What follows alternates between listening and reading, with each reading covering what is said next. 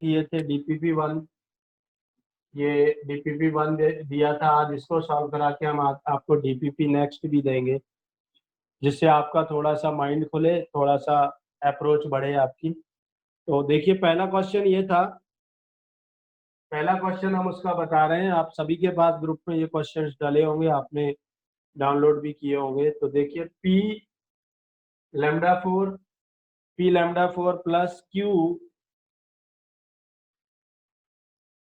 Lambda Q plus R lambda square plus S lambda plus T equal to में determinant दिया है। जय सिया राम। जय सिया राम बेटा। इक्वल में डिटर्मिनेंट दिया है delta square lambda square plus 3 lambda, फिर है लैम्डा प्लस 1, फिर है लैम्डा माइनस 3। दूसरा कॉलम है लैम्डा माइनस 1 माइनस 2 लैम्डा और लैम्डा प्लस 4, और तीसरा है लैम्डा प्लस 3 और लैम्डा माइनस 4 और 3 लैम्डा। ठीक है साहब, ये है be an identity in lambda. ये लैम्डा में आइडेंटिटी है।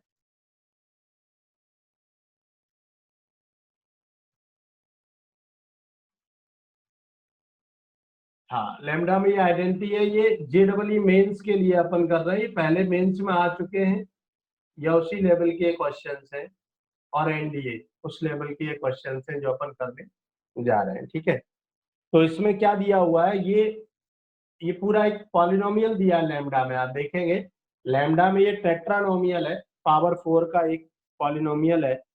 ठीक है, और इक्वल में ये डिटर्मिनेंट पूरा दिया हुआ है, और एन आइडेंटिटी, ये आइडेंटिटी है लैम्डा में, where p q r s t constant है। P q r s t जो है सभी कॉन्स्टेंट है, p q r s t, ये एस है और ये सभी कॉन्स्टेंट है। ठीक है, हमें वैल्यू निकालना टी की वैल्यू हमें निकालना है बेटा। टी पूछा है और टी के लिए हमारे पास ऑप्शन दिए हुए हैं। पहला ऑप्शन 0, दूसरा -1, तीसरा 1 और चौथा नन ऑफ दीज। ये अपन को ऑप्शन इसके दिए हुए हैं। ये पहला क्वेश्चन है जो डीपीपी हमने आपको दी थी, उसका फर्स्ट क्वेश्चन। तो देखिए जरा, यहाँ पर आप एक चीज नोटिस करें, जो वैल्यू हमें टी की पूछी है वो टी इंडिपेंडेंट फ्रॉम लैम्डा है, हाँ या ना?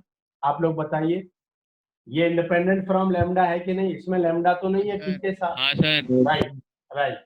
तो लैम्डा की अगर हम वैल्यू ले लेते हैं, सपोज करिए लैम्डा हम 0 मान लेते हैं। लैम्डा हम अगर 0 मान लेंगे तो टी की सेहत पे कोई असर पड़ने वाला है नहीं। टी की सेहत पे कोई असर लैम्डा इक्वल टू 0 मानने से नहीं पड़ने वाला। तो यहाँ पर लेफ्ट साइड में क्या होगा, ये सभी के सभी जो है खत्म हो जाएंगे, केवल टी बचेगा। और राइट साइड में क्या हो जाएगा, जहां जहां लैम्डा है वहां पर हमने 0 माना हुआ है, तो लैम्डा को हम 0 मानते हुए यहाँ पर लिखेंगे तो ये 0 आएगा, ये -1 आएगा, ये 3 आएगा, ये 1 आएगा, ये 0 आएगा, ये -4 आएगा, ये -3 आएगा, और ये 4 आएगा, और ये 0 आएगा। ये देखिए ये डिटर्मिनेंट आ गया। और इस डिटर्मिनेंट पर भी नजर डालें आप, ये डिटर्मिनेंट भी कोई नॉर्मल डिटर्मिनेंट नहीं है, ये स्क्यू सिमेट्रिक है। This is skew symmetric, skew symmetric है ये, skew symmetric of odd order, ये ऑड ऑर्डर का स्क्यू सिमेट्रिक है, और इसकी वैल्यू हमेशा 0 होती है साहब। तो टी की वैल्यू आ गई 0, ये हमारा आंसर हो गया। T equal to 0 is our answer. Sir बस इतना ही करना है? बिल्कुल इतना ही करना है। तो सर ये टी की तो वैल्यू, ये ट्रिकी, हाँ ट्रिकी क्वेश्चन है, ये ऐसे थोड़ी है, सामान्य बुद्धि वाले थोड़ी हैं ये ट्रिकी माइंड वाले हैं बेटा। तो ये छोटे छोटे सवाल है लेकिन इनमें ट्रिक्स लगनी है। ठीक है, तो लैम्डा इक्वल टू 0 डाल दिया अपन ने इसमें। लैम्डा इक्वल टू 0 इसलिए डाला क्योंकि वैल्यू टी की पूछी थी। टी लैम्डा को लैम्डा टी के अलावा सबके साथ है, तो जैसे लैम्डा को 0 डालेंगे ये पूरे 0 हो जाएंगे। बस टी बचा यहाँ पर लेफ्ट हैंड साइड में, यहाँ लैम्डा की जगह 0 डाला, तो हमारा जो इक्वेशन जो डिटर्मिनेंट बना वो स्क्यू सिमेट्रिक डिटर्मिनेंट बन गया ऑफ ऑड ऑर्डर। और इसकी प्रॉपर्टीज आपने पढ़ी है कि किसी भी skew symmetric odd order skew symmetric determinant की वैल्यू हमेशा 0 होती है। तो इसको सॉल्व भी नहीं करना है, इसकी वैल्यू 0 होगी क्योंकि ये odd order skew symmetric determinant है। सर एक बार A odd equal to order बता 0। देना सर क्या होता है। ऑड ऑर्डर बेटा 3/3 का है ना ये भाई। अच्छा ऐसे में, ओके सर। हाँ, डिटर्मिनेंट हमेशा 1/1, 2/2, 3/3, 4/4, 5/5। तो 1, 3, 5, 7, 9 ये सब ऑड होते हैं। और ऑड ऑर्डर का इसकी सिमेट्रिक मैट्रिक्स की पहचान ये होती है बेटा मेन डायगोनल में। जो लोग नए जुड़े हैं हमारे साथ वो भी आप देख लें, जिन्होंने मैट्रिक्स नहीं पढ़ा है फर्स्ट पार्ट। मेन डायगोनल में आपको 0 मिलेगा हमेशा। मेन डायगोनल के ऊपर और नीचे के एलिमेंट इक्वल होंगे लेकिन अपोजिट साइन के होंगे। यहाँ पर देखिए -1 है या +1 है, या 3 है या -3 है, या -4 है या 4 है। मतलब मेन डायगोनल में आपको मिलना है 0, हर जगह 0 होना चाहिए। और ऊपर और नीचे जो एलिमेंट होंगे, करस्पॉन्डिंग एलिमेंट्स जो होंगे वो इक्वल तो होंगे लेकिन साइन अपोजिट होंगे। ऐसा डिटर्मिनेंट कभी भी ऑड ऑर्डर का मिल जाए, ऑड ऑर्डर का मतलब 1, 3, 5, 7, 9 इस ऑर्डर का मिल जाए तो उसकी वैल्यू, उसकी डिटर्मिनेंट वैल्यू हमेशा 0 होती है। तो इसकी डिटर्मिनेंट वैल्यू हो गई 0, t = 0 हमारा आंसर हो गया। पहला ऑप्शन था a = 0, पहला ऑप्शन था t = 0, वो हमारा आंसर है। ठीक है बेटा, इसको आप नोट कर लीजिए। ये पहला क्वेश्चन है जो हमने 11 क्वेश्चन दिए थे। है बेटा 5th सर। हाँ, अभी आते हैं अपन एक सेकंड कर लिया आप लोगों ने, कितने लोगों ने सेकंड कर लिया है? कर लिया सेकंड हो गया। सेकंड हो गया। सेकंड बहुत सिंपल है, एक डिटरमिनेंट इक्वेशन दी है, x की वैल्यू निकालना है तो वो आपने निकाल ली होगी। उसका एक तरीका भी है, वो मैं आपको बता देता हूँ। वो तरीका मैं सिर्फ बता रहा हूँ, बाकी आपने सॉल्व कर लिया होगा, अच्छी बात है। लेकिन ऑब्जेक्टिव में क्या होता है कि हमें टाइम भी तो बचाना है। तो ये अपन मिटा देते हैं अब। ठीक है, ये आपने कर लिया। अब हम लेते हैं सेकंड क्वेश्चन। अब देखिए सेकंड क्वेश्चन अपन ले रहे हैं और सेकंड क्वेश्चन पर ध्यान देना। एनडीए में हमें 120 क्वेश्चन आते हैं बेटा, है ना, और 1 मिनट मिलता है एक क्वेश्चन के लिए, तो हमें टाइम भी बचाना होता है। देखिए जरा, सेकंड क्वेश्चन है ये हमारा solution of set of equation 1, 1, 4, 1, 4, 20 और दूसरा है 1, -2, 5 और तीसरा है 1, 2x और 5x², ये है और इक्वल में है 0। ठीक है, और x की वैल्यू हमें बतानी है, इसकी वैल्यू क्या है x की। तो x की जो वैल्यूज है वो अपन को दी गई है ऑप्शन में। पहला ऑप्शन में दिया अपन को -1, 2, दूसरा ऑप्शन में अपन को दिया है, दूसरा ऑप्शन में दिया 1, -2, तीसरा ऑप्शन अपन को दिया है 1, 2 और चौथा ऑप्शन दिया अपन को -1, -2। ठीक है साहब, -1, -2। ये अपन को 4 ऑप्शन दिए हैं। अब देखिए अपन को करना क्या है, सॉल्व करने का तरीका आपको पता है। इस सिस्टम को अपन सॉल्व करेंगे, 2 0 ले आएंगे, लगातार 1, 1, 1 1 1, 1, 1 है, 2 0 ला पुन्ना पकड़ लो, सॉल्व कर लो, आंसर आ जाएगा। थोड़ा सा समय बचाने के लिए आप ये भी कर सकते हो। ये तो आपको करना पड़ेगा, अगर आपके 12th में क्वेश्चन आता है तो आपको प्रॉपर्टी लगा के कुन्ना पकड़ के सॉल्व करना पड़ेगा, उसमें अपन कुछ नहीं कर सकते। लेकिन ये क्वेश्चन चूंकि कॉम्पिटिटिव के लिए अपन तैयार कर रहे हैं तो इस क्वेश्चन की अप्रोच थोड़ा चेंज कर सकते हैं। क्या कर सकते हैं, उसमें आंसर निकालना होता है, इसमें आंसर दिया होता है, हमारे सामने आंसर है।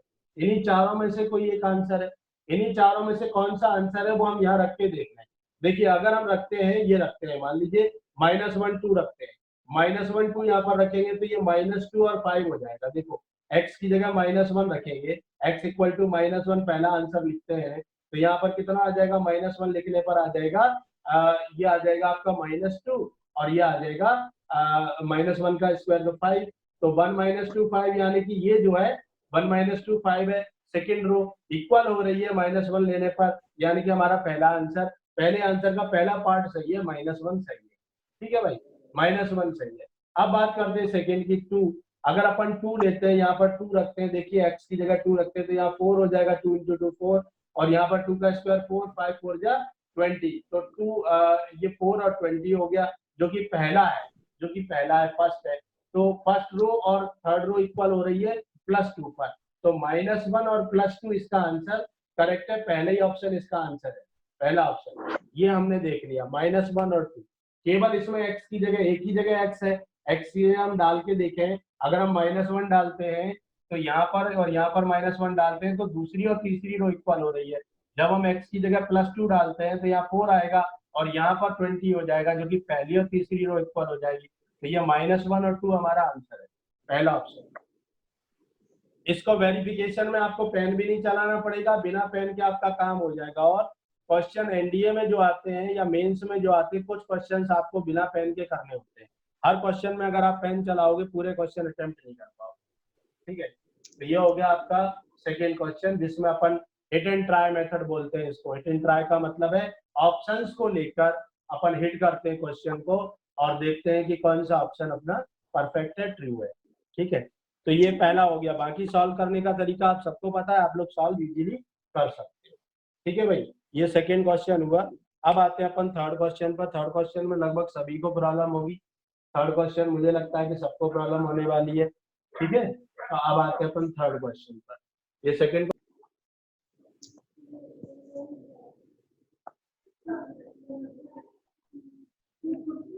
चेक करना है कि कौन सा थर्ड हो गया। ट्रू है। थर्ड हो गया आपका। सी है तो सर, थर्ड का आंसर क्या बता रहे हैं आप? सी। ई मतलब डी। सी कैट, कैट। सी 1/8 बोल रहे हैं आप? नहीं, 1/8 नहीं है, गलत है। देखिए 1/16 नहीं नहीं, आप तुक्के मार रहे हैं आप लोग। चलिए नहीं देखिए, सर, हाँ गलत है वो भी। देखिए तीसरा क्वेश्चन। तीसरा क्वेश्चन है अ determinant is chosen at random from the set of all determinants of order 2। भाई 2/2 के डिटर्मिनेंट्स है, 2/2 के डिटर्मिनेंट्स है, इसका मतलब 4 एलिमेंट्स है टोटल। ऑर्डर 2 विद एलिमेंट 0 और 1। आपको एलिमेंट की दो ही चॉइस है, या तो 0 लेना है या 1 लेना है। ठीक है, the probability of the value of determinant chosen is positive is. तो प्रोबेबिलिटी अपन को निकालना है, किसकी निकालना है? The value of determinant is positive. Value of determinant is positive. किसकी? जो डिटर्मिनेंट आप चूज करते हो उस डिटर्मिनेंट की वैल्यू पॉजिटिव हो, तो वो अपन को उसकी प्रोबेबिलिटी निकालना है। ठीक है सर, तो एक 2/2 का डिटर्मिनेंट अपन को बनाना है। तो डिटर्मिनेंट बनता है मैट्रिक्स से बेटा। तो 2/2 का मैट्रिक्स देखते हैं क्या होगा। 2/2 के मैट्रिक्स में भैया 4 बॉक्स होंगे। देखिए 4 बॉक्स होंगे, ये देखिए। और इन 4 बॉक्स में क्या रखना है बेटा? दो ही ऑप्शन है आपके पास, या तो 0 या 1 डालना है। तो पहले एलिमेंट को सिलेक्ट करने के आपके पास दो तरीके हैं, दूसरे एलिमेंट को सिलेक्ट करने के भी दो तरीके हैं, तीसरे एलिमेंट को सिलेक्ट करने के भी दो तरीके हैं, और चौथे एलिमेंट को सिलेक्ट करने के भी दो तरीके हैं। आपको चारों में चारों सिलेक्ट करने, किसी चॉइस नहीं है कि हम 3 ही सिलेक्ट कर लें, हम 2 ही सिलेक्ट कर लें, हम 1 ही सिलेक्ट कर लें। नहीं, आपको चारों सिलेक्ट करने। तो चारों प्लेस को भरने के कुल तरीके कितने हुए बेटा? कुल तरीके हो गए आपके 2 की पावर 4, यानी कि टोटल 16 हो गए। तो भैया आपका जो एनएस हुआ, आपके जो डिटर्मिनेंट्स बनेंगे इन 0 और 1 से, वो टोटल 16 बनेंगे। 16 डिटर्मिनेंट्स बनेंगे भैया। ठीक है, अब 16 डिटर्मिनेंट्स में हमें कौन से चूज करने? हमें कौन से चूज करने? हमें वो चूज करने हैं जिन डिटर्मिनेंट्स की वैल्यू पॉजिटिव हो। जिन डिटर्मिनेंट्स की वैल्यू पॉजिटिव हो वो हमें चूज करने हैं। तो जरा हम चेक कर लेते हैं किन किन डिटर्मिनेंट्स की वैल्यू पॉजिटिव आएगी। देखते हैं हम। पॉजिटिव, 0 भी नहीं आना चाहिए बेटा, पॉजिटिव आना चाहिए। तो आपने अगर यहाँ पर ध्यान दीजिए, अगर आपने चारों जगह 1 ले लिया, वैल्यू 0 आ गई। हम एक एग्जांपल दे रहे हैं, ये 0 आ गई। अगर आपने 0 0 0 ले लिया तो भी वैल्यू 0 आ गई, यानी कि ये नहीं लेना, ये नहीं लेना। ठीक है, आपको वो डिटर्मिनेंट भी नहीं लेने जिनमें वैल्यू नेगेटिव हो। जैसे ये ले लिया आपने, यहाँ पर वैल्यू क्या आ रही है? 0 -1, यानी कि -1 नेगेटिव आ रही है। ये भी आपको नहीं लेना है। न तो नेगेटिव ले आनी चाहिए वैल्यू, और ना ही 0 आना चाहिए। यानी कि हमें कौन सी डिटर्मिनेंट चूज करना है? हमें वो डिटर्मिनेंट चूज करना है जिनकी वैल्यू पॉजिटिव हो। तो पॉजिटिव किन किन की होगी? देखिए मुझे लगता है एक तो ये होगा जिसकी पॉजिटिव 0 1 1। हाँ, ये 1 0 1 1 हाँ सर, इसकी एक हमारा पॉजिटिव जो डिटर्मिनेंट की वैल्यू होगी वो कौन सी होगी? 1 1 0 1, ये होगा। और एक और होगा जिसकी वैल्यू पॉजिटिव होगी, वो कौन सा होगा बेटा? बोलो। 1 0 0 1, आया ना? आया ना? Yes sir. ठीक है बेटा, इन 3 के अलावा 0 और 1 के यहाँ सेट करके आप कोई भी डिटर्मिनेंट बनाओगे ना बेटा, कभी वैल्यू नेगेटिव नहीं, वो पॉजिटिव नहीं आएगी, वैल्यू नेगेटिव चली जाएगी या 0 चली जाएगी। इन 3 के अलावा कोई भी डिटर्मिनेंट आप ऐसा नहीं बना पाओगे जिसकी चारों एंट्रीज या तो आपको 0 या 1 लेनी है और उसकी वैल्यू जो है पॉजिटिव हो। ऐसा डिटर्मिनेंट आप नहीं बना सकते। यानी कि फेवरेबल आपके कितने हुए, 16 में से 16 तो आपके एनएस थे टोटल, फेवरेबल आपके कितने हुए, केवल 3। यानी कि आंसर क्या होता है, प्रोबेबिलिटी क्या होती है, N E upon N S, N E upon N S. यानी कितना आ गया बेटा, 3/16, 3/16 हो गया हमारा आंसर, 3/16 बी ऑप्शन है बेटा। अरे सर मैं भी यही बोलने वाला था। अच्छा, तुम बोलते बोलते रह गए हैं, हाँ सर। कोई बात नहीं, अगले में बोल लेना, ठीक है भाई। तो ये नोट कर लीजिए बेटा, अच्छा क्वेश्चन था, छोटा सा क्वेश्चन था लेकिन थोड़ा सा कंसेप्चुअल था, ट्रिकी था, और इसमें प्रोबेबिलिटी लग रही थी। और मिक्स कंसेप्ट के क्वेश्चन ज्यादा इंपॉर्टेंट होते हैं कॉम्पिटिटिव पॉइंट ऑफ व्यू से, ठीक है बेटा। कॉम्पिटिटिव पॉइंट ऑफ व्यू से वो क्वेश्चन ज्यादा इंपॉर्टेंट होते हैं जो मिक्स कंसेप्ट के होते हैं। ये आ गया तीसरा, ये तीसरा क्वेश्चन हो गया। अब अपन करते हैं चौथे में, कोई दिक्कत बेटा, चौथा चौथा तो आ गया होगा, यस सर आ गया। चौथा सभी को आ गया होगा, बहुत सिंपल है, एक्स की वैल्यू निकालना थी इसमें, चौथे में एक्स की वैल्यू, हाँ एक्स की वैल्यू निकालना थी, तो एक्स की वैल्यू आपने निकाल ली होगी, ठीक है। हाँ वो सिंपल था। तो फोर्थ हम नहीं करा रहे, फोर्थ हम मान के चल रहे कि आप लोग को आ जाएगा या आ गया होगा, ठीक है। जिन्होंने नहीं किया एक बार फोर्थ आप ट्राई कर लें, करके देख लें। चलिए अब आते हैं, उसमें ऐसी कोई ट्रिक नहीं है जो आपको बताने लायक हो। चलिए अब आते हैं अपन फिफ्थ क्वेश्चन पर। क्योंकि फिफ्थ क्वेश्चन से पहले ये सीट हमने आपको पहले दे दी थी, क्रैमर्स रूल हमने आपको बाद में बताया हुआ है, तो हो सकता है आपको ये तब ना बनाओ, लेकिन अब आप देखते ही बना लेंगे। देखिए मैं आपके सामने लिख रहा हूँ क्वेश्चन, और आप लोग खुद ही जो कल मेरी क्लास में थे या परसों 2 दिन से जो मेरी क्लास में थे वो जरूर बता देंगे। इसको देखिए जरा, और ये बहुत इंपॉर्टेंट भी है क्योंकि इस टाइप का एक क्वेश्चन मेंस में आसान आता है, एनडीए में 1 से 2 क्वेश्चन इस कॉन्सेप्ट पर आते हैं। देखिए ये है lambda X plus Y plus Z equal to 0, दूसरा है minus X plus lambda Y plus Z equal to 0, और तीसरा है minus X minus Y plus lambda Z equal to 0। ये है, ठीक है बेटा, ये सिस्टम है, ये है हमारा सिस्टम, ठीक है साहब, ये सिस्टम है। और ये सिस्टम कैसा है, कोई बता सकता है ये सिस्टम कैसा है? ये सिस्टम होमो है, होमोजेनियस है सर। हाँ बेटा, हाँ, बिल्कुल। 2 ही तरह का सिस्टम होता है, एक तो होमो एक नॉन होमो। तो ये होमो है, होमोजेनियस क्यों है, क्योंकि इक्वल में तीनों जगह 0 है। जब तीनों जगह 0 होता है सिस्टम होमोजेनियस होता है, ठीक है। अब इन्होंने कहा है will have a non zero solution, will have a non zero solution, ठीक है। इसका नॉन जीरो सॉल्यूशन है, नॉन जीरो सॉल्यूशन है, ठीक है साहब, नॉन जीरो सॉल्यूशन है। तो real value of lambda, lambda की अपन को रियल वैल्यू पूछी है, तो लैम्डा बिलोंग्स टू आर हम लिख देते हैं, lambda belongs to R question mark, lambda की वैल्यू पूछी है जो कि रियल हो, ठीक है, ऐसा इमेजिनरी वैल्यू हम नहीं लेंगे। तो देखिए, तो इसके लिए लैम्डा की वैल्यू क्या होगी, तो हमें पता है नॉन जीरो सॉल्यूशन के लिए मींस इनफाइनाइट सॉल्यूशन के लिए इसका डिटरमिनेंट 0 होना चाहिए, राइट। तो for non zero solution, for non zero solution, कल इस पर एक क्वेश्चन भी अपन ने किया था, for non zero solution del equal to 0, तो डेल को 0 लिख दें अपन, डेल्टा को 0 लिख दें, लैम्डा 1 1 माइनस 1 लैम्डा 1 और माइनस 1 लैम्डा, ये है, ये है। और इसकी वैल्यू 0 होना चाहिए, इसकी वैल्यू 0 होना चाहिए, ठीक है। तो क्या करना है अब इसको, अब अपन को इसको सॉल्व करना है, सॉल्व करके लैम्डा की वैल्यू निकालना है। लैम्डा की वैल्यू जो है ऑप्शन में प्लस माइनस प्लस, जी जी, ऑप्शन में जो है, देखिए मैं बता देता हूँ। ऑप्शन में ए पहला ऑप्शन है 5, दूसरा ऑप्शन है -1, तीसरा ऑप्शन है हमारा 1 और चौथा ऑप्शन है 0, ठीक है, ये है। अच्छा एक बात बताओ, इनमें से कोई एक ऐसा वैल्यू भी है जो आप डायरेक्टली निकाल सकते हो, बोलो कौन सी वैल्यू है, बोलो कौन सी वैल्यू जो आप डायरेक्टली निकाल सकते हैं? रोहित बता। सर -1 बी ऑप्शन है इसका, है बी ऑप्शन नहीं होगा तो, ना? ना भैया ना, ना सर दादा ना। 0 रख के निकाल सकते हैं। हाँ वेरी गुड रप्ती, बहुत बढ़िया। मेंस देनी है तो मैं नंबर आएंगे तुम्हारे, बढ़िया। देखो ये 0 है, लैम्डा इक्वल टू 0 अगर आप यहाँ डाल देंगे तो क्या होगा, ये स्क्यू सिमेट्रिक डिटरमिनेंट बन जाएगा ऑड ऑर्डर का और उसकी वैल्यू 0 हो जाएगी, यानी कि लैम्डा इक्वल टू 0 अपना एक आंसर है, कंफर्म है ये, ठीक है। बाकी इनमें से कोई और भी हो सकता है क्या, उसको करने के लिए अपन इसको चेक कर सकते हैं, लेकिन एक आंसर तो पक्का यही है, लैम्डा इक्वल टू 0, क्योंकि 0 यहाँ डाल दिया अपन ने तो क्या आने वाला है, तो ये स्क्यू सिमेट्रिक बन गया ऑड ऑर्डर का, उसकी वैल्यू 0 तभी होती जब यहाँ तीनों जगह 0 हो, ऊपर नीचे के एलिमेंट इक्वल बटा अपोजिट साइन हो जाएंगे, वैल्यू 0 हो जाएगी।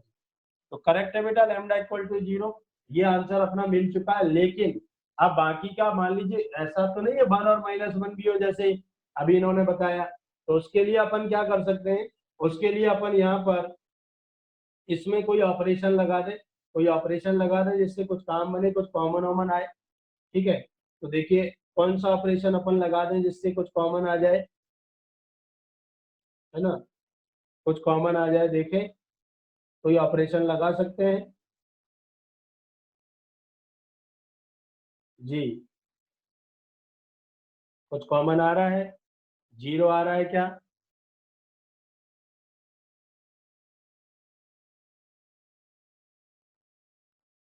नहीं आ रहा हो तो इतना टाइम अपने पास नहीं रहता, अपन डायरेक्टली भी एक्सपेंड कर सकते हैं, डायरेक्टली एक्सपेंड करके भी अपन फैक्टराइज कर सकते हैं, फैक्टर करते हैं डायरेक्ट एक्सपेंड करके, देखिए जरा लैम्डा प्लस माइनस प्लस, देखिए प्लस माइनस प्लस लैम्डा, तो लैम्डा आ गया प्लस माइनस प्लस लैम्डा बाहर, ठीक है, क्या बचेगा लैम्डा स्क्वायर प्लस 1, ये आ गया, फिर -1 के साथ माइनस लैम्डा और ये माइनस माइनस प्लस 1, ठीक है, और इसके बाद +1 के साथ ये हो जाएगा 1 प्लस लैम्डा, ठीक है, ये आ गया, ठीक है। तो क्या आ गया आपका lambda cube plus lambda, minus और माइनस प्लस हो गया लैम्डा -1 और यहाँ हो गया +1 और प्लस लैम्डा इक्वल टू 0। तो ये देखिए 1 से 1 कट गया, ये आ गया lambda cube plus 3 lambda equal to 0, lambda common ले लिया, lambda square plus 3 equal to 0। भैया यहाँ से दो वैल्यू आ रही है, एक तो लैम्डा इक्वल टू 0 आ रहा है और lambda square plus 3 equal to 0 आ रहा है, तो जब आप इसको 0 लोगे तो लैम्डा की वैल्यू भैया रियल नहीं आएगी, प्लस माइनस रूट -3 आएगी, और रूट -3 रूट के अंदर माइनस आ गया तो इमेजिनरी हो जाता है, तो रूट के अंदर -3 आ गया तो इमेजिनरी हो जाता है, इसलिए हमारा आंसर एक ही होगा, क्योंकि हमसे रियल वैल्यू मांगी गई है और रियल वैल्यू होगी लैम्डा इक्वल टू 0। अगर यहाँ पर ये कंडीशन नहीं लगी होती तो हमारा आंसर 2 और आ जाते, प्लस माइनस √3i, ये भी हमारा आंसर होता। चलिए अब लेते हैं अपन अगला क्वेश्चन, बहुत अच्छा क्वेश्चन है अगला, लॉग का क्वेश्चन है, ये देखते हैं क्वेश्चन नंबर 7, और मेंस में लॉग का क्वेश्चन ज्यादा पूछा जाता है।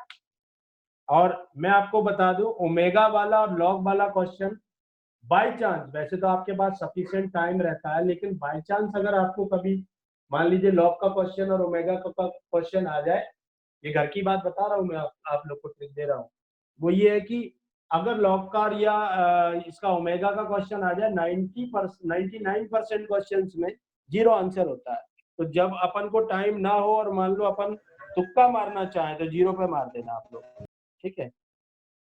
लेकिन ये रिस्क है, गलत भी हो सकता है, इसलिए मैं इसकी गारंटी नहीं ले रहा, लेकिन 99% आपका परफेक्ट जाता है।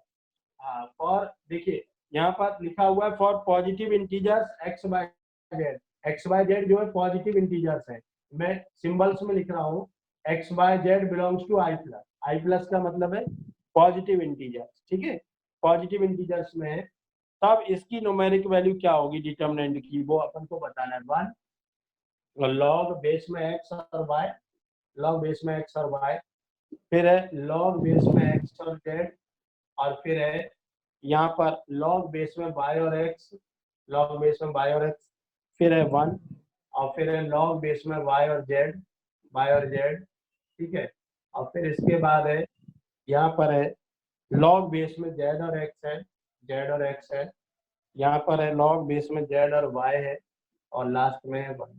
इसकी वैल्यू पूछिए अपन से, इसकी वैल्यू क्या है, ठीक है साहब। और इसका जो ऑप्शन दिए हुए, पहला ऑप्शन है अपना 0 है, दूसरा ऑप्शन है 1, तीसरा ऑप्शन है -1 और चौथा ऑप्शन है x/z, ये अपन को पता लगाना है कि इसकी वैल्यू क्या है। ठीक है बेटा। तो X Y Z positive integers इसलिए बोला है बेटा, पॉजिटिव इंटीजर ले सकते हैं, पॉजिटिव रियल नंबर ले सकते हैं, वो इसलिए दिया है क्योंकि लॉग कभी नेगेटिव नहीं हो। लॉग के अंदर जो है ना, ये लॉग की जो यहाँ पर जो वैल्यू होती है वो कभी नेगेटिव नहीं हो सकती। ठीक है बेटा, लॉग का जो ये वैल्यू है ये कभी नेगेटिव नहीं हो सकती क्योंकि नेगेटिव का लॉग डिफाइंड नहीं होता। तो ये नेवर नेगेटिव, ये हमेशा पॉजिटिव होती है। क्यों होती है वो लॉग में पढ़ा हुआ तब आपको बता दूं। हाँ स्टार्ट हो गई रिकॉर्डिंग। हाँ बेटा, सर इसमें लॉग ई जो रखा है ना, उसमें ई की जगह क्या रखेंगे? कुछ नहीं लिखते। लॉग देखिए, लॉग ई एक्स या लॉग एक्स या एल एन एक्स, ये तीनों एक ही चीज होती है। लॉग बेस में ई एक्स हो गया, ये नेपिलियन बेस होता है। नेपियर जो मैथमेटिशियन थे उन्होंने बेस ई लिया था, बाद में इसका बेस 10 हो गया था। ठीक है, तो लॉग 10, तो यहाँ पर कुछ नहीं लिखा हो जब लॉग के साथ तो लॉग ई ही होता है उसका बेस। तो इसको अपन ऐसे भी लिख सकते हैं और एल एन भी लिख सकते हैं। एल एन का मतलब है लॉग नेचुरल या लॉग नेपिरियन, तो नेपिरियन लॉग मतलब ई बेस रहेगा उसका एल एन। ठीक है बेटा, एल एन एक्स। चलिए अब आते हैं अपन अगले क्वेश्चन पर। क्वेश्चन नंबर ये 7 था, अब आते हैं 8 नंबर पर। 8 नंबर क्वेश्चन देखते हैं। चलिए ये हम मिटा रहे हैं, ये सभी ने नोट कर लिया होगा मुझे लगता है। क्वेश्चन तो सभी ने नोट कर लिया है, सॉल्यूशन आपके सामने लिखा है, अभी भी जिन्होंने नहीं लिखा है वो लिख लें। ठीक है, चलिए अब आते हैं 9 नंबर पर। 9 नंबर क्वेश्चन है जी, 11 क्वेश्चन से टोटल 9 नंबर है। इफ ओमेगा, एक ओमेगा है, एक ओमेगा जो कि 1 नहीं है, not equal to 1, is a cube root of unity, is a cube root of unity, cube root of unity. Then the value of determinant, determinant की value पूछी है। डिटर्मिनेंट है हमारा 1 और 1 plus I plus omega square, फिर है omega square, और फिर है अपना 1 माइनस आई, और फिर है -1 और ओमेगा स्क्वायर -1, फिर है अपना माइनस आई, और इसके बाद रहेगा -1 और फिर है -1। ये है डिटर्मिनेंट बेटा, और इसकी वैल्यू अपन से पूछी है, वैल्यू पूछी है, और ऑप्शन दिए हुए हैं अपन को ऑप्शन दिए हुए हैं। पहला ऑप्शन दिया हुआ है बेटा 0, दूसरा ऑप्शन दिया है अपना अपन को 1, तीसरा ऑप्शन दिया है आई, और चौथा ऑप्शन दिया है ओमेगा। ठीक है, ये है, ये अपन को ऑप्शन दिए हुए हैं जिसके आंसर्स हैं। तो देखते हैं अपन इसमें 9 क्वेश्चन है जो हमने आपको प्रॉब्लम डीपीपी दी थी उसका। तो ओमेगा जो है क्यूब रूट ऑफ यूनिटी है। क्यूब रूट ऑफ यूनिटी के बारे में आपको हमने बताया था, 1 प्लस ओमेगा स्क्वायर हमेशा 0 होता है, और ओमेगा क्यूब हमेशा 1 होता है। ये चीजें आप हमेशा नोट कर लीजिए, ये ओमेगा जब भी मिले तो ये दो चीजें ध्यान रखना, 1 प्लस ओमेगा स्क्वायर 0 होता है, और ओमेगा क्यूब जो है वो 1 होता है, ये हमेशा याद रखिएगा। ठीक है, तो देखते हैं अपन इसमें क्या कर सकते हैं। इसमें देखिए क्या कर सकते हैं अपन, इसमें वैल्यू देखते हैं इसकी क्या आ सकती है। देखिए कोई ऑपरेशन लगा के कुछ कम ज्यादा हो, कुछ गड़बड़ हो, इसको यूज कर सकते। आपने बिल्कुल सही ट्राई किया। मैं आपको बता देता हूँ, R1 में आपको चेंज करना है R1 minus R2, R1 minus R2 plus R3 करके जरा देखिए, R1 minus R2 plus R3 करके देखिए। क्वेश्चन नंबर 10 अपन ले रहे हैं। क्वेश्चन नंबर 10 में ABC रियल नंबर है, ABC आर रियल नंबर्स, ये रियल नंबर्स है, ABC are real numbers. Then the following system of equations in x by z में इक्वेशंस है, x square upon A square plus Y square upon B square minus z square upon C square equal to 1। Second equation है x square upon A square minus Y square upon B square plus Z square upon C square equal to 1 और last है minus X square upon A square plus Y square upon B square plus Z square upon C square equal to 1। ये है, ठीक है भाई। और इसमें पूछा है नंबर 1 पहला ऑप्शन पूछा है हैज, ये सिस्टम पूरा है, हैज नंबर 1 नो सॉल्यूशन, दूसरा ऑप्शन है यूनिक सॉल्यूशन और तीसरा ऑप्शन है infinitely many solution, many solution और लास्ट है बेटा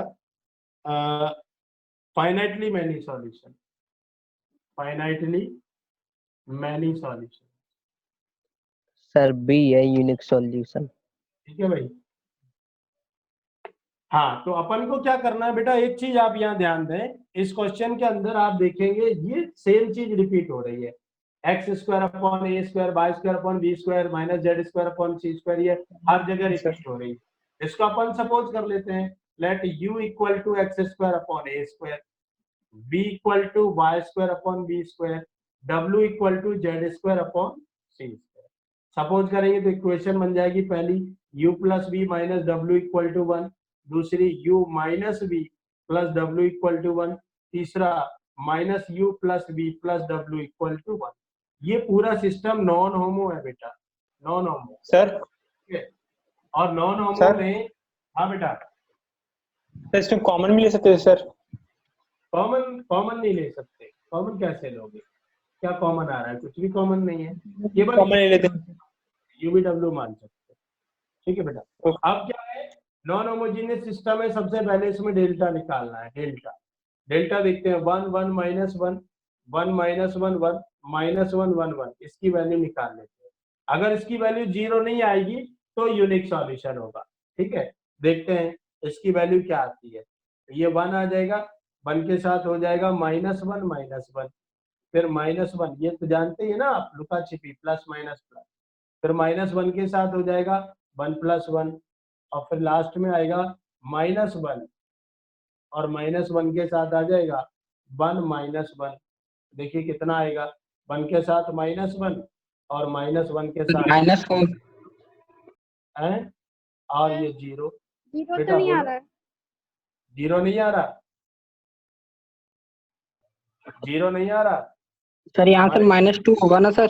-2 होगा, राइट। तो -2 और -2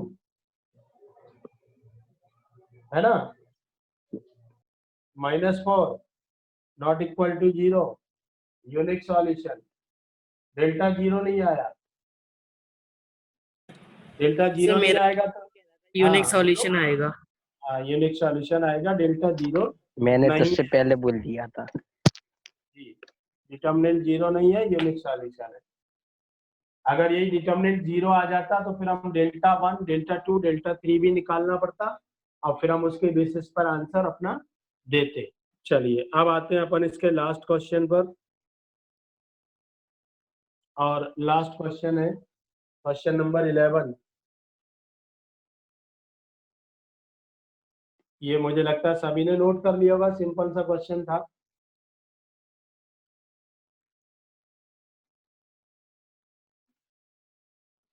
चलिए 11 नंबर,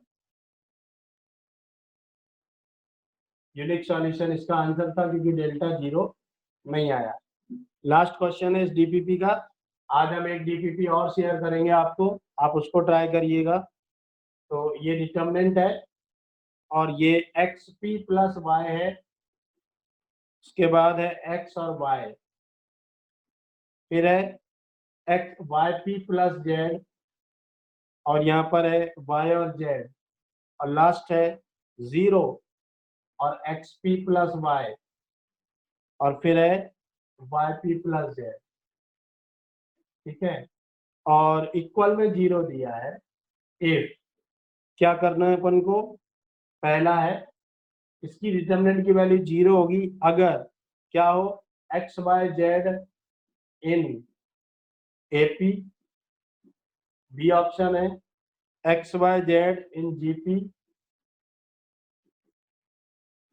सी ऑप्शन है XYZ इन HP, और लास्ट ऑप्शन है XYYZ ZX इन AP।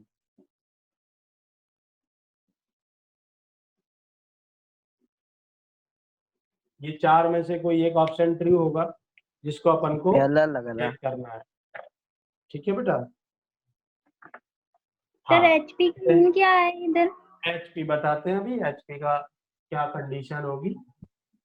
बाकी AP की और GP की तो आपको पता ही है, तो मैं कंडीशन तीनों बता रहा हूँ आपको जी। पहला है, पहली कंडीशन ABC इन AP, आपको पता है implies to be equal to A plus C। दूसरी कंडीशन है ABC in GP, ABC GP में होता है B square equal to AC हो तो।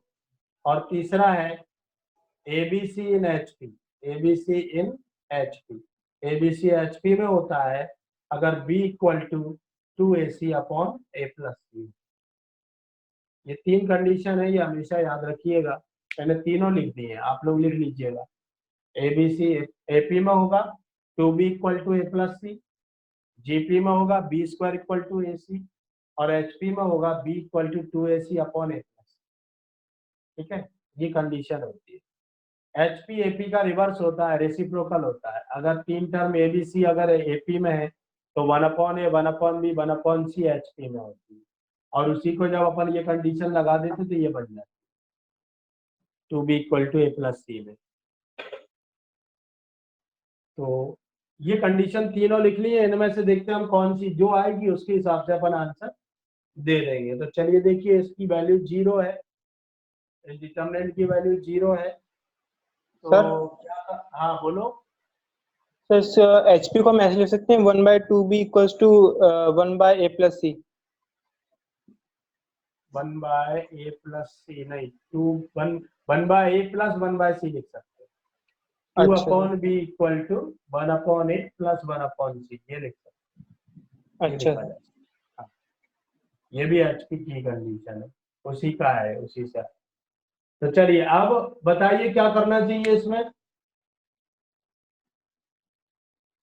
बोलिए। इसमें हिट एंड ट्राई करेंगे ना?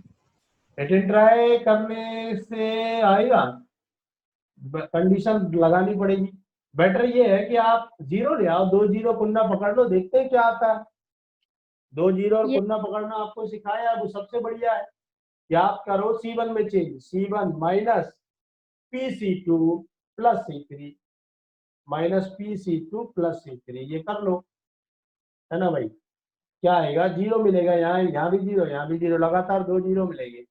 C1 में चेंज कर रहे हैं अपन PC2 plus C3, PC2 plus C3 से यहाँ 0 मिल जाएगा। तो देखिए यहाँ आएगा 0, C1 PC2 प्लस C3, तो ये आएगा 0, यहाँ भी आएगा 0, ये भी आएगा 0।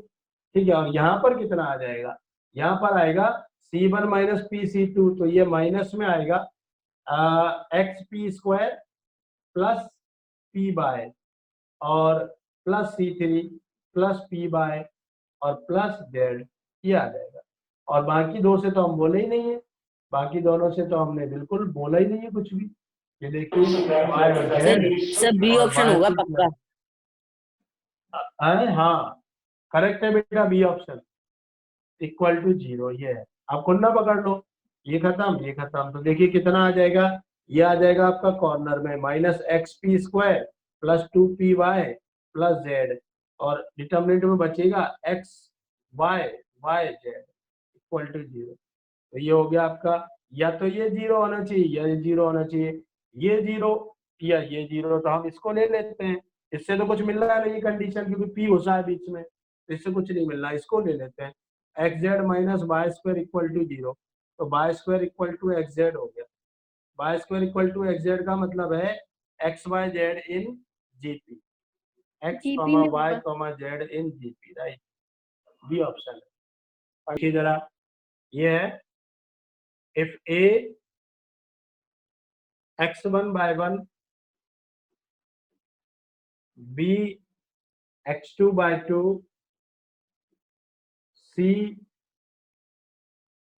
और x3/3 are the vertices of equilateral triangle whose side is equal to a। ये एक इक्विलेटरल ट्राइंगल की वर्टिसेस है जिसकी साइड की लेंथ a है, ठीक है। ये इक्विलेटरल ट्राइंगल है ABC और हमें प्रूव करना है, prove that determinant of x1 y1 2 x2 y2 2 और x3 y3 2 equal to 3a⁴। ये हमें प्रूव करना है, ये हमें प्रूव करना है, ठीक है भाई। सर डिटर्मिनेंट का होल स्क्वायर भी है सर? हाँ होल स्क्वायर भी है, तभी आएगा 4। तो कोई दिक्कत नहीं है, एरिया ऑफ ट्राइंगल इक्वेट कर लो बस। एरिया ऑफ ट्राइंगल अपना डिटर्मिनेंट से क्या आता है, एरिया ऑफ ट्राइंगल ABC क्या होता है, इक्वल टू हाफ डिटर्मिनेंट के अंदर x1 y1 1 x2 y2 1 x3 y3 1, ये तो हमें पता ही है, ये होता है। और यहाँ पर ये इक्विलेटरल ट्राइंगल है, इक्विलेटरल ट्राइंगल का एरिया कितना होता है, इक्विलेटरल ट्राइंगल का एरिया होता है बेटा, पता ही है आपको, equal to area of equilateral triangle.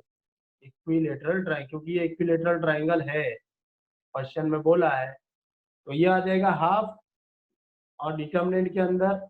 अब एक काम करते हैं, यहाँ पर आंसर में अपन को लाना है 2 2 2, तो अपन एक काम कर रहे हैं बेटा, इस कॉलम में लास्ट वाले कॉलम में 2 का इंटू कर रहे हैं, ठीक है। तो 2 का इंटू करेंगे तो बैलेंसिंग मैनर में करेंगे, 2 बाहर आ जाएगा, सॉरी 1/4 बाहर आ जाएगा, क्योंकि 2 का अंदर इंटू कर रहे हैं तो बाहर डिवाइड करना पड़ेगा। x1 x2 x3 y1 y2 y3, यहाँ 2 2 2 ये आ गया। और इक्वल में एरिया ऑफ इक्विलेटरल ट्राइंगल होता है √3/4a², ये आपको बताइए, √3/4a² होता है।